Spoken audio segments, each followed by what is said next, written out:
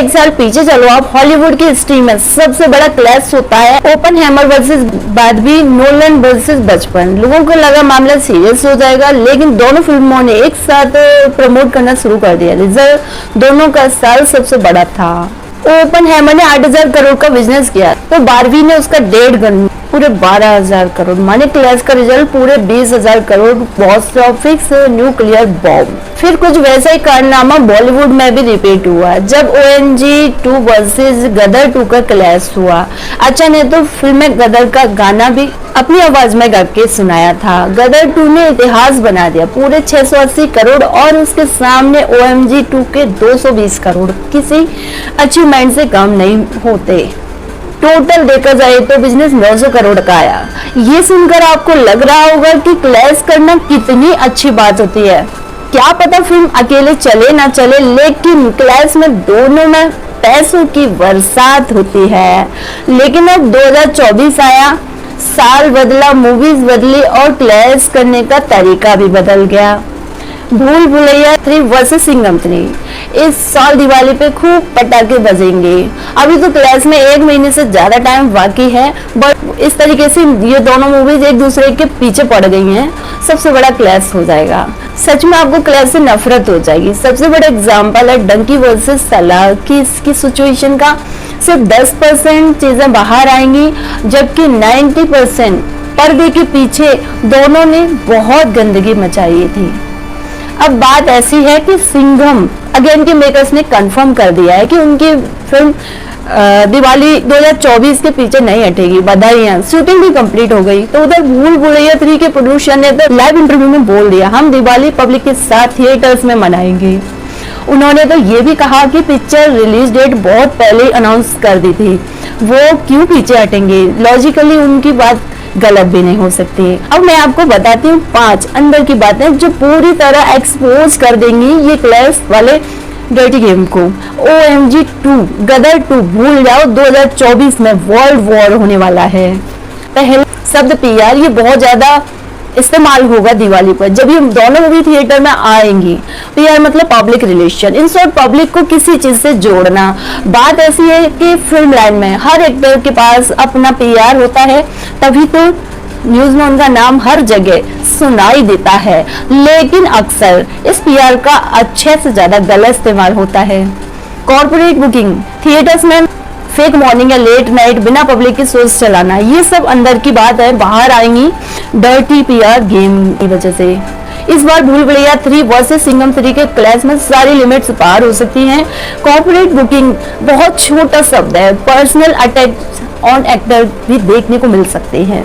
दूसरी गंदगी होगी स्क्रीन और सोर्स को लेकर, कौन सी फिल्म की रिलीज ज्यादा बड़ी होगी और दूसरी वाली उससे कम। इससे ही फ्यूचर में कलेक्शन की गिनती डिसाइड हो जाएगी। आप सोच रहे होंगे थिएटर वाले से मिलके रिक्वेस्ट करके मामला सेट हो जाएगा, लेकिन ये इतना आसान नहीं होता। अभी तो इस क्लैश में ब्लैकमेल भी खेला जाएगा। दोनों फिल्मों के मेकर्स थिएटर वालों को धमकी भी दे सकते हैं, अगर उनकी फिल्म को कम सोच दिए तो फ्यूचर में आने वाली उनकी बड़ी मूवीज को वो थिएटर में रिलीज नहीं करेंगे।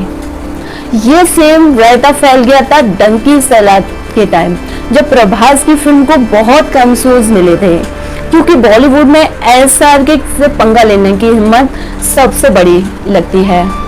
तीसरी अंदर की खबर ये है कि बहुत कोशिश की जाएंगी इस क्लैश को किसी तरह कार्तिक वर्सेस पुराने रिलेशन के एक्टर्स की शक्ल देने की। एक बार सिंघम अगेन की कास्ट देखो जरा, स्टार्स ने पूरा आसमान ही एक फिल्म में उतर आया है। इसके सामने अगर कार्तिक की फिल्म ने 1 रुपए भी ज्यादा कमा लिया तो समझ लो आप कार्तिक को सेम वो रिस्पेक्ट मिलेगा जो एनिमल के बाद रनिमल को मिले या फिर श्रद्धा को स्त्री 2 करने के बाद मिल रहा है। भूल भुलैया को व्हाइट वॉश कर दिया तो लोग उनके नाम से भी डरेंगे और उनके स्टार्स की जगह मामूली एक्टर्स में करेंगे गिनती। और चौथी खबर ये बता दूं आपको, फिलहाल भूल भुलैया डिस्ट्रीब्यूटर्स और थिएटर दोनों की थोड़ी सी ज्यादा फेवरेट लग रही है। कारण बहुत सारे हैं। पहला, स्त्री 2 की सक्सेस ने याद दिला दिया है, हॉरर कैटेगरी से बड़ा फैन बेस कोई दूसरा नहीं है। प्लस फिल्म का बजट फिर सिंघम से ऑलमोस्ट हाफ है, माने प्रॉफिट ज्यादा बनेगा।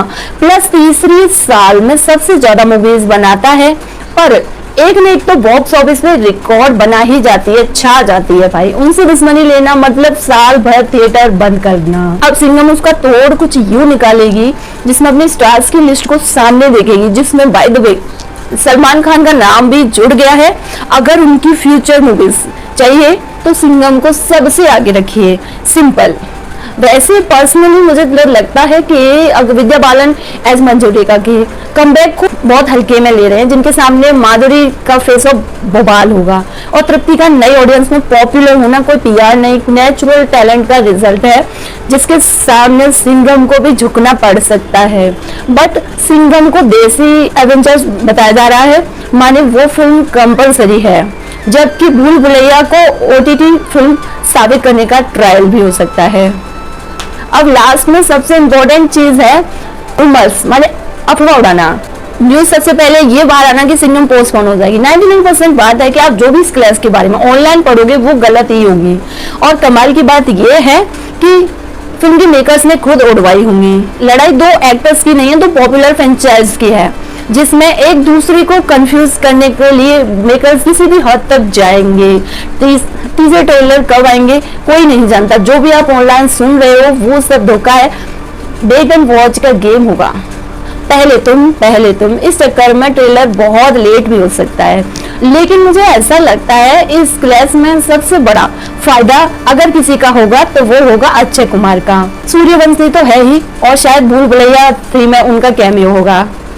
कितनी जल्दी मान लिया ना, ये भी एक रूमर है दोस्त।